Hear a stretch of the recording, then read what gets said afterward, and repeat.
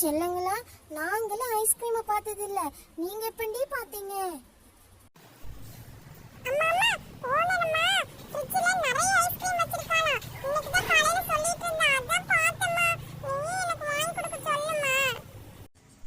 இந்த பாரு ஓனரம்மா, இனிமே எங்களுக்கு இது சோறெல்லாம் வேண்டாம். வெயில் காலம் முடிகிற வரைக்கும் ஐஸ்கிரீமு, கம்பங்கூழ், ஜூஸ் தான் வேணும். முடிஞ்சா பாரு, இல்லைன்னா நாங்க வேற ஊருக்கு கிளம்புறோம். எங்களை வித்துரு சரியா? உனக்கு உழைச்ச கொட்டின வரைக்கும் எங்களுக்கு போதும்.